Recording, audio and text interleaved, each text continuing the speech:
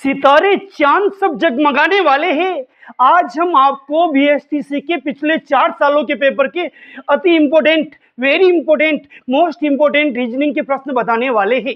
देखिए साहब, आज का पहला प्रश्न बीएसटीसी का, राम की उम्र श्याम से 5 गुना है। देखो, उम्र की तुलना की जा रही है, आयु वाला सवाल है साहब। राम की उम्र श्याम से 5 गुना है। अगर उन दोनों की उम्र में 8 वर्ष का अंतर है, होना भी चाहिए अंतर, तो राम की उम्र क्या है? ये प्रश्न आया है बीएसटीसी 2020, यानी आज के 4 साल पहले। तो प्रश्न में नाम चेंज होता है, तरीका चेंज नहीं होता है, विशेष रूप से आयु वाले सवालों में। तो बताइए, इसमें 2 इंसान है।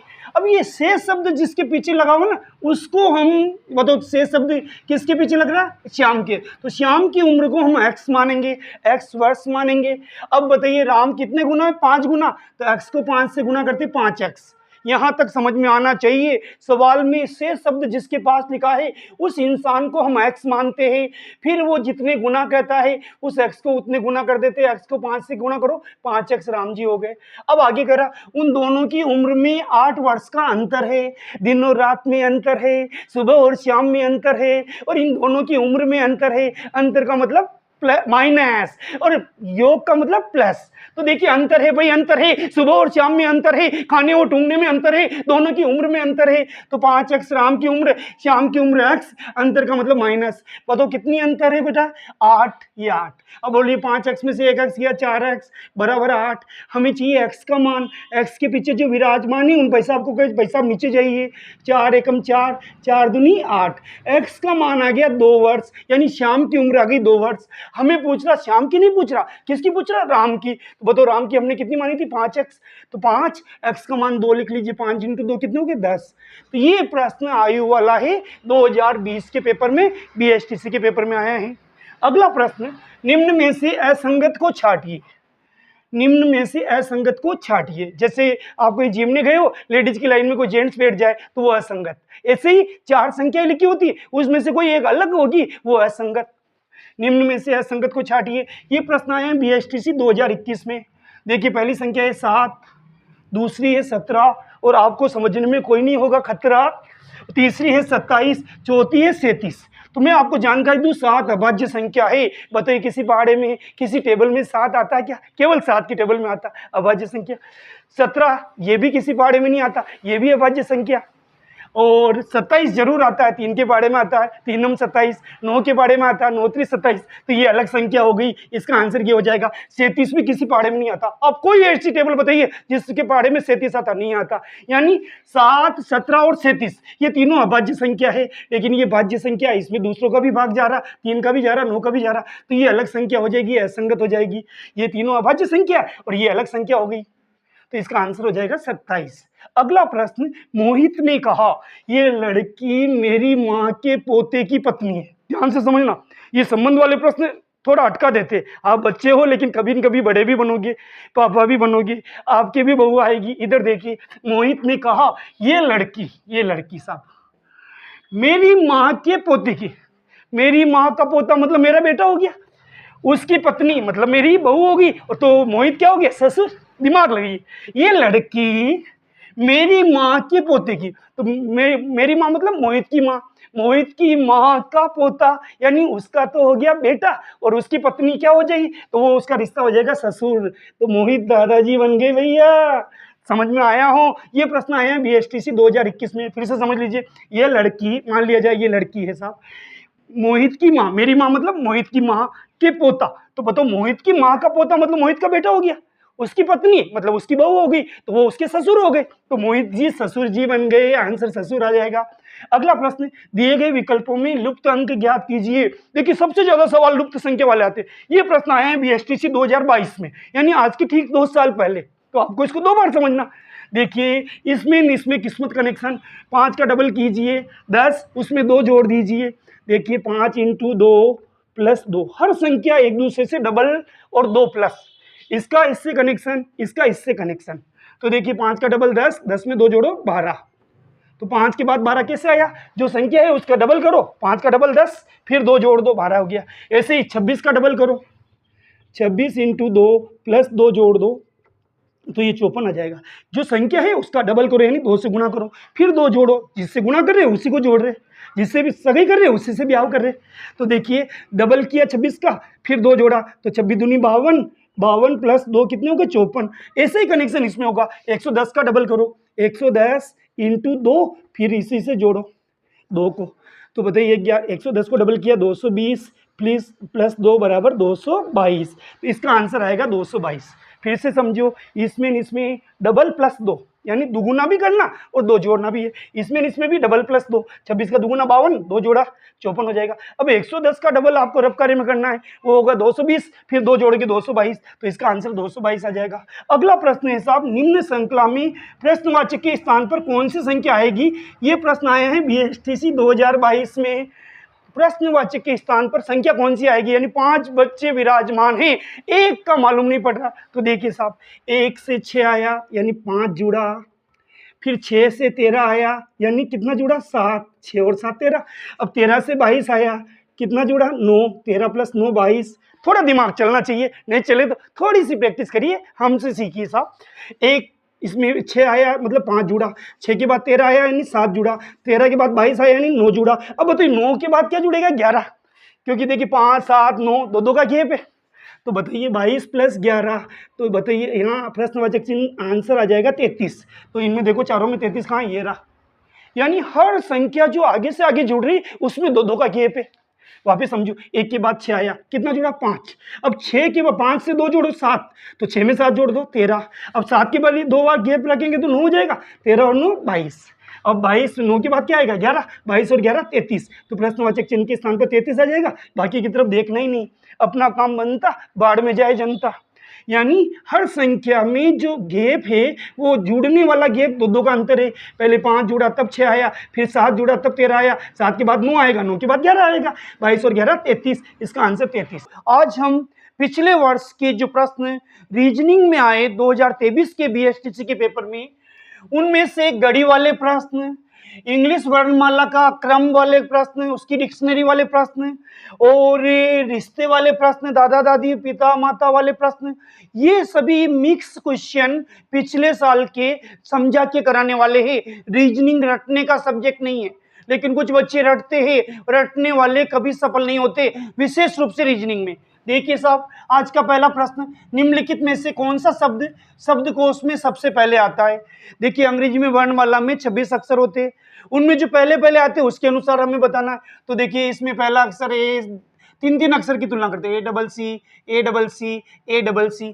अब इसमें तो स्टार्टिंग ही ई से हो रही, तो ये तो पीछे हो गया, ये तो पहले आ ही नहीं सकता, क्योंकि ई कभी ए से पहले तो आ ही नहीं सकता।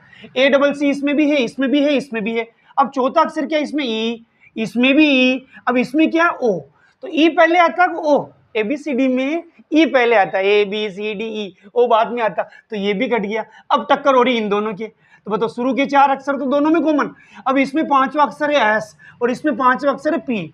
अब आपको सोचना है इंग्लिश की ABCD में एस पहले आता पी, तो पी पहले आता, PQRS, तो पी पहले आया, तो ये अक्षर इंग्लिश शब्दकोश में सबसे पहले आएगा इन चारों में से। समझ में आया तो लाइक सब्सक्राइब कमेंट बनता है, नहीं तो स्किप कर दीजिए। अगला प्रश्न गढ़ी वाला, और गढ़ी वाले प्रश्न को बच्चे कठिन मानते हैं, उसमें कुछ नहीं है, ये गढ़ी है ना, आपकी आने वाली घड़ी बदल सकती है। 4:15 पर यानी 4:15 बजे 4:15 पर घड़ी की 2 सुइयों के बीच कोण होगा। किसी भी समय पर 2 सुइयों के बीच के कोण का एक सूत्र होता है 11 इंटू मिनट माइनस 60 इंटू बजे बटे हुए 2। फिर से सुन लो, किसी भी समय पर घड़ी की 2 सुइयों के बीच कोण का सूत्र होता है 11 इंटू मिनट माइनस 60 इंटू बजे। अब आपके उत्तर कैसे याद रहेगा, देखो घड़ी में अधिकतम बजते 12, उसमें से 1 घटा दो 11, फिर उसको मिनट से गुणा कर दो जो समय में देर का है, और माइनस 1 घंटे में कितने मिनट होते हैं 60 मिनट होते 60, और बजे जो देर का वो इससे मल्टीप्लाई हो जाएगा, लास्ट में भाग लग जाएगा 2। सूत्र याद है तो आपके आराम से BSTC में पुत्र हो जाएंगे। देखिए साहब 11 इंटू, बताइए मिनट कितना, ये 15 मिनट, 4:15 का मतलब मिनट 15 हो गए, ये 15 से मल्टीप्लाई कर देंगे, गुणा कर देंगे, माइनस 60 बजे कितने 4, ये लीजिए साहब ये 4 बजे बटे हुए 2। अब आप 15 को 11 से गुना करिए 165 आएंगे, गुना करके देख सकते हो। और 60 को 4 से गुना करना तो 0 तो पहले लगा दो, 6 चौक 24, ये 240 बटे हुए कितना 2। अब 240 में से 165 घटाइए तो कितना बचेगा साहब 75, वो भी माइनस के 75 बटे हुए 2, क्योंकि 240 में से 165 घटेगा 75 बचेगा, बड़ी संख्या माइनस की तो माइनस। अब 75 के आधे करनी, 2 का भाग देना मतलब आधा करना, 2 3 6, 1 बचा 15 हो गए, 2 7 14, वापिस 1 बचा, भाग नहीं जरा पॉइंट लगाएंगे 10 हो जाएंगे, तो 2 पंजे 10, ये माइनस 37.5, लेकिन माइनस का समय होता नहीं तो 37.5 आंसर होगा। देखो इन चारों में से 37.5 ये रहा, ये अपना सही हो जाएगा। अगला प्रश्न है, एक घड़ी 1:30 यानी 1:30 बजा रही है का समय दिखाती है, दर्पण में देखकर समय कितना दिखाई देगा। घड़ी का समय है 1:30, दर्पण में देखा अपने आप को, दर्पण में देखते ना, एक शायरी याद आ रही, देखा अपने आप को मेरा दिल दीवाना हो गया, ना छेड़ो मुझे यारो, मैंने अपने आप को दर्पण में देखा तो दीवाना हो गया। तो देखिए दर्पण का समय निकालने का सूत्र है, जो 12 बजे है ना उसको टुकड़ों में लिखते 11.60, तो 11 बज रही, 1 घंटे में 60 मिनट होते, 11.60 में से आपका जो घड़ी का वास्तविक समय है वो घटा देना। ये पक्का नियम है, जो सवाल में समय दे रखा उसको 11.60 से घटा देना, यानी 11 घंटे 60 मिनट, उसमें से 1.5 घटाओ। तो देखिए 0 से 0 गया 0, 6 में से 3 गया 3, 1 में से 1 गया 0, 1 का 1। तो बताओ कांच में, दर्पण में, आईने में 10:30 10:30 दिखेंगे, और घड़ी में 1:30 बज रही है, दर्पण के समय कितना दिखेगा 10:30। इंसानों में ऐसा नहीं होता, जैसा होता वही दिखता, घड़ी में ऐसे दिखता है। क्या किया मैंने 11.60 यानी 12 बजे के टुकड़े किए, 11 तो घंटे पूरे, 1 घंटे में 60 मिनट, उसमें से जो समय देर का उसको घटा दो। घटाना और पटाना सबको आता है, 0 से 0, 0 में से 0 गया 0, 6 में से 3 गया 3, 11 में से 1 गया 10, 10:30 दर्पण का समय हो जाएगा। अगला प्रश्न है साहब, कमल 78 को आधे से भाग देता है, जो सवाल कहेगा वैसा हम करेंगे। कमल 78 को आधे से भाग देता है और फिर 11 जोड़ता है, अंत में उसे कौन सी संख्या प्राप्त होगी। देखो यहाँ कर रहा हूँ मैं इसका सॉल्यूशन 78। अब भाग देना किससे, आधे से, भाग का मतलब बटी बटी, आधा 1/2 को कहते हैं, और फिर क्या जोड़ता है 11, ये 11। अब देखिए साहब 78, नीचे की भिन्न ऊपर जाएगी तो पलट जाएगी, आप भी जब बड़े होंगे ना पलटा पलटी का खेल होगा। तो देखिए साहब 78 × 2/1, नीचे की भिन्न ऊपर गई तो पलट गई, ये पलटने का मजे कुछ और है। इधर देखिए +11। अब देखिए 78 को 2 से गुणा, 8 दूनी 16, हासिल का 1, 7 दूनी 14, 15, 156 + 11 कितने हो गए साहब 167। तो इसमें जो 167 होगा वो सही हो जाएगा। किया क्या मैंने, ये कह रहा 78 भाग किससे देना, आधे, आधा का मतलब आधे नहीं आधे। अब ये आधा ऊपर जाएगा तो 2/2 हो जाएगा, 1/2 क्या हो जाएगा 2/1। और फिर सवाल कह रहा है 11 जोड़ो, ये जोड़ दिया साहब। 78 को 2 से मल्टीप्लाई गुणा करो तो 156, नीचे का 1 से कोई मतलब ही नहीं, ये 11 जोड़ा तो 167। अगला सवाल है जो आज की इस छोटे से वीडियो में, क्योंकि रीजनिंग में बड़े वीडियो अच्छे नहीं लगते। एक घर में दादी, पिता, माता, संयुक्त परिवार, सुखी परिवार, 3 पुत्र, उनकी पत्नियां और प्रत्येक पुत्र के 2 पुत्र और 1 पुत्री रहते। फिर से सुनो, एक घर में दादी रहती है, ओ दादी, पिता रहते पापा, माँ, 3 पुत्र, उनकी पत्नियां और प्रत्येक पुत्र के 2 पुत्र, चले गाड़ियाँ चली यार, 1 पुत्री रहते हैं। घर में पुरुष सदस्यों की संख्या कितनी है। तो देखो दादी तो पुरुष है ही नहीं, इसको काट दो। पिताजी है साहब, माता पुरुष है ही नहीं, काट दीजिए। 3 पुत्र, तो पिता और 3 पुत्र कितने हो गए 4, और उनकी पत्नियां पुरुष में नहीं आएगी। प्रत्येक पुत्र के 2 पुत्र, 4 और 3 के 2 पुत्र, 6 कितने हो गए 10। तो बताइए पुरुष सदस्यों की संख्या कितनी होगी 10। वापिस समझियो, एक घर में दादी रह रही लेकिन पुरुष की संख्या पूछ रहा, दादी पुरुष में नहीं आएगी, पिता उनके 3। आज की पढ़ाई स्टार्ट करते हैं। पिछले साल 2023 का बीएसटीसी का रीजनिंग वाला पोर्शन कल हमने पहले वीडियो में भी कराया, और आज की वीडियो में भी पिछले साल का ही पेपर रीजनिंग के पोर्शन के प्रश्न कराएंगे। देखिए प्रश्न इस प्रकार आता है कि निम्न वेन आरेख के आधार पर प्रश्नों के उत्तर दीजिए। तो आपके सामने एक आयताकार चित्र बना हुआ है, इसमें 4 गोले हैं, 3 गोले एक दूसरे को लपेटे हुए हैं। उसमें 3 विषय आ रहे, भौतिक विज्ञान, भौतिकी, रसायन विज्ञान, केमिस्ट्री, जीव विज्ञान यानी बायोलॉजी, और हिस्ट्री वाला गोला अलग से बना हुआ है। और गोले के अंदर है जो पुस्तकों की संख्या है, और मान लिया जाए ये एक लाइब्रेरी है। ये चित्र है, वेन आरेख है, इसके आधार पर 6 प्रश्नों के उत्तर देने हैं। पिछले साल ये प्रश्न आया था और बच्चे कर नहीं पाए कि सर बहुत कठिन है। कुछ कठिन नहीं है, बस ट्रिक्स चाहिए। जैसे हम बचपन में किसी से लड़े, वो अभी तक याद है, ऐसे ट्रिक से याद करें ना तो आज के 20 साल बाद भी याद रहेगा, 10 साल बाद भी याद रहेगा। बचपन में हमें किसी ने डांटा, वो अभी तक याद है। किसी टीचर ने मुर्गा बनाया, वो अभी तक याद है। तो ट्रिक से हर चीज याद रहती है। पहला प्रश्न, रसायन विज्ञान की पुस्तकों की संख्या जीव विज्ञान की पुस्तकों से कितनी अधिक है? पहला नाम आ रहा रसायन विज्ञान केमिस्ट्री का, दूसरा आ रहा जीव विज्ञान।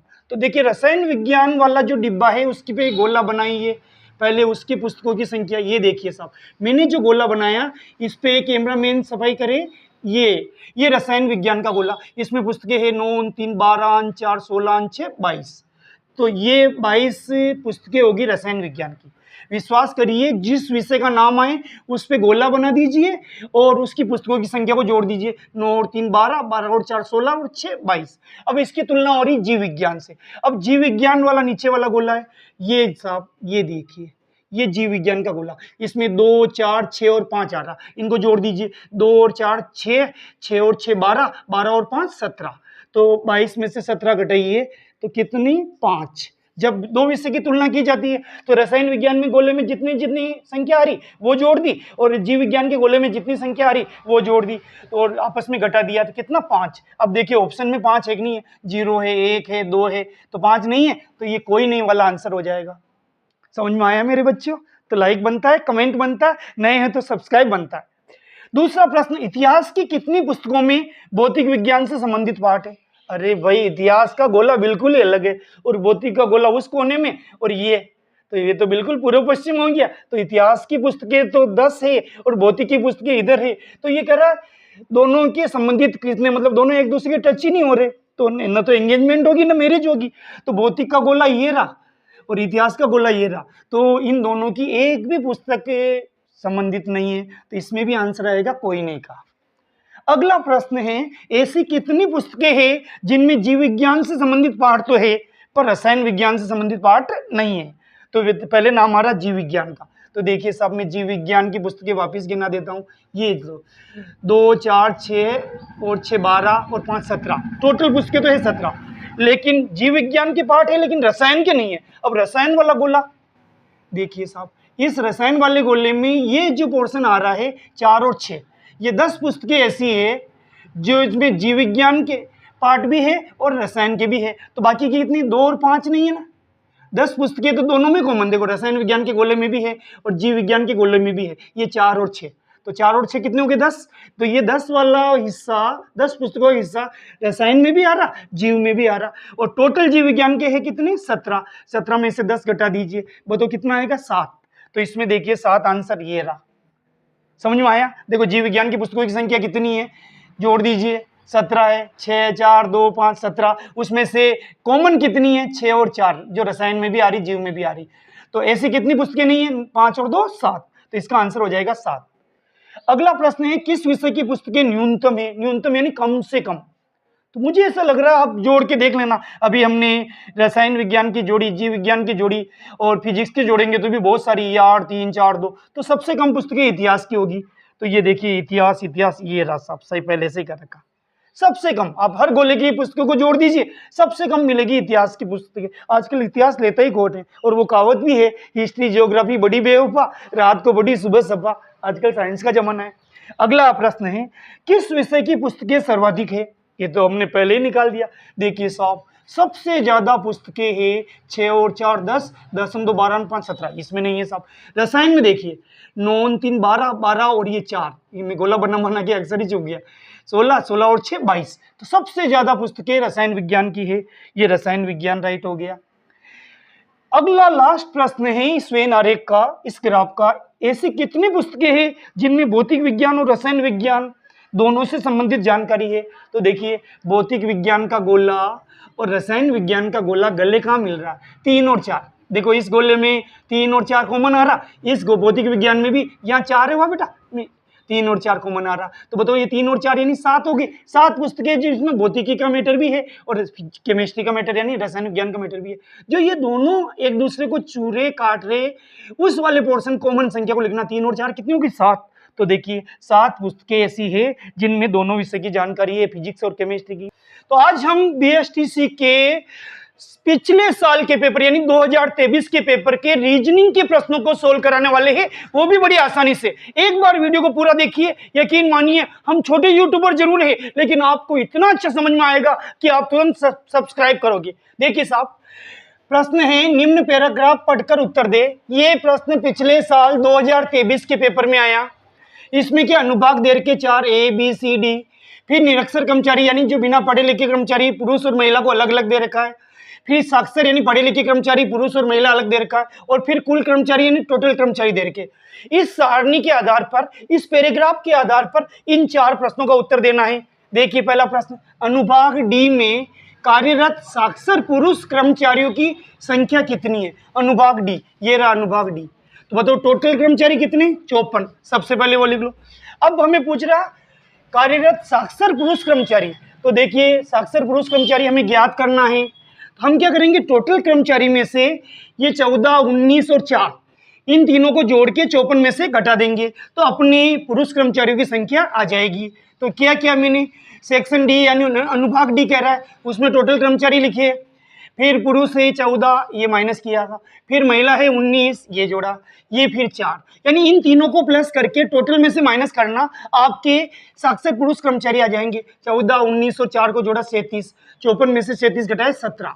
तो बताइए अनुभाग डी में कार्यरत साक्षर पुरुष कर्मचारियों की संख्या कितनी? 17। अब आपको कोई खतरा नहीं है, जिंदगी ऐसे ही चलती है।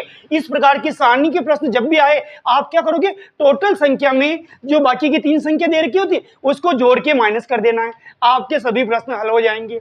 देखिए अभी आपको दूध का दूध पानी का पानी, हाथ कंगन को आरसी किया, पढ़े लिखे को फारसी किया।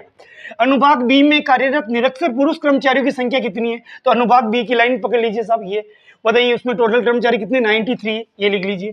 उसमें से 28, 18 और 39 को जोड़ के माइनस कर दीजिए। ये 28, ये प्लस 18 प्लस 39, इन तीनों को प्लस किया 85 हो गए, यानी 85 हो गए। अब 93 में से 85 घटाना तो आता ही होगा, मैं पटाने की नहीं घटाने की बात कर रहा हूँ। 93 में से 85 घटाएंगे कितने आएंगे? 8। तो इसका आंसर 8 आ जाएगा। अनुभाग बी में कार्यरत निरक्षर पुरुष कर्मचारियों की संख्या कितनी होगी? 8। बताइए जो पहले सवाल में हुआ वही विधि इसमें लगी, टोटल कर्मचारियों में से बाकी के जो 3 दे रखे उनको जोड़ के घटा दो, आपके आंसर तैयार है। अभी भी विश्वास नहीं है तो तीसरा प्रश्न कर लीजिए, अनुभाग सी में कार्यरत साक्षर महिला कर्मचारियों की संख्या कितनी है? तो अनुभाग सी की लाइन पकड़ लीजिए, इसमें टोटल कर्मचारी कितनी? 99। इस बार कांग्रेस की सीटों की संख्या भी 99, आजकल जो सेल लगती है वो भी 99। साले मुझे 1 रुपये तो वापस देते ही नहीं, ये 99। अब इसमें से क्या माइनस होगा बेटा? इधर देखिए 23, 17 और 46 तीनों प्लस हो जाएंगे, जुड़ जाएंगे, आपस में जुड़ जाएंगे, फिर 99 में से घट जाएंगे। 23, 17 और 46 को जोड़ा 86। अब 96 में से 86 घटाओ, देखो मौके घटाना सीखो। 9 में से 6 गया 3, 9 में से 8 गया 1, तो इसका आंसर होगा 13। हुक्म चलेगा मेरा नाक कटेगा तेरा। ऐसा नहीं बोल रहा हूँ, ये तो मजाक में मेरी पढ़ाने की आदत है ताकि रीजनिंग सरल लगे। तो इसका आंसर अनुभाग सी के कर्मचारियों की संख्या कितनी होगी? 13। अगला प्रश्न इसी प्रकार का, अनुभाग ए में कार्यरत निरक्षर महिला कर्मचारियों की संख्या कितनी है? महिला कर्मचारियों पर तो देख लो भैया। तो देखिए अनुभाग ए में टोटल कर्मचारी कितने? 152, 152, ये 152, उसमें से 32 को, 44 को, 23 को, ये जो दे रखे तीनों को जोड़ दो, ये 32, 44, 23 तीनों को प्लस किया तो देखो 3 और 4 7 2 9, 2 और 4 6 3 9। अब 152 में से 99 घटाओ, तो पहले 152 में से 100 घटा दो, फिर एक और घटा दो, 53 आंसर आ जाएंगे। तो 152 में से 99 गए, कितना आया? 53। तो इस सारणी से जो 4 प्रश्न पूछे वो चारों ही बड़ी आसानी से चुटकियों में अगर हल हुए तो लाइक बनता है, कमेंट बनता है, सब्सक्राइब बनता है। एक प्रश्न और देख लीजिए, ये सारणी वाला नहीं है, अलग से प्रश्न है। निम्न श्रृंखला में, ये भी पिछले साल 2023 के पेपर में आया, निम्न श्रृंखला में अगला अक्षर समूह ज्ञात कीजिए। एडी, ये एडी पेड़ के एडी नहीं, जी जे नहीं, ये एमपी मध्य प्रदेश नहीं, यानी ए और डी। वो तो बीच में कितने अक्षर छुप रहे? बी सी, 2 अक्षर। ए बी सी डी तो आती होगी, ए के बाद डी आ रहा है, इसका मतलब बी और सी गायब। ये बद्री का बेटा चंदू गायब, ए और डी के बीच में बी सी गायब। अब तो जी और जे, जी के बाद आना चाहिए एच आई, तो बताओ एच और आई गायब। जी और जे के बीच में एबीसीडी आती है, जी के बाद एच आना चाहिए, आई आना चाहिए, इसने लिख रखा जे, तो बताओ 2 अक्षर गायब करके। ऐसे एम पी, एम के बाद एन आता है, फिर ओ आता है, इसमें भी 2 अक्षर गायब। तो आगे जो अक्षर आएंगे उनमें भी 2 का गैप होना चाहिए। देखो एस और यू, एस टी यू, इसमें 1 अक्षर ही गायब है, ये आंसर नहीं है। अब देखो इसमें एस टी यू वी, तो बताओ एस के बाद टी, टी के बाद यू, फिर वी, बताओ इसमें भी 2 अक्षर का गैप है, तो ये आंसर सही माना जाएगा। ऊपर भी सभी में 2 अक्षर का गैप है, इंग्लिश के अक्षरों के अनुसार, एबीसीडी के अनुसार 2 अक्षर का गैप है, तो इसमें भी 2 अक्षर का गैप है, आगे देखना ही नहीं, अपना काम यही हो गया, अपना काम बनता, बाहर में जाए जनता। तो एस के बाद टी आया, टी के बाद यू आया, वी आया, तो 2 अक्षर का गैप है, तो इसका आंसर हो जाएगा एस वी। अगर आपको मेरा ये 2023 के पेपर को समझाने का प्रयास, विशेष रूप से रीजनिंग के सवालों को समझाने का प्रयास अच्छा लगा, तो कृपया वीडियो को लाइक करें, कमेंट करें, शेयर करें, नए हो तो सब्सक्राइब करें। बहुत बहुत धन्यवाद।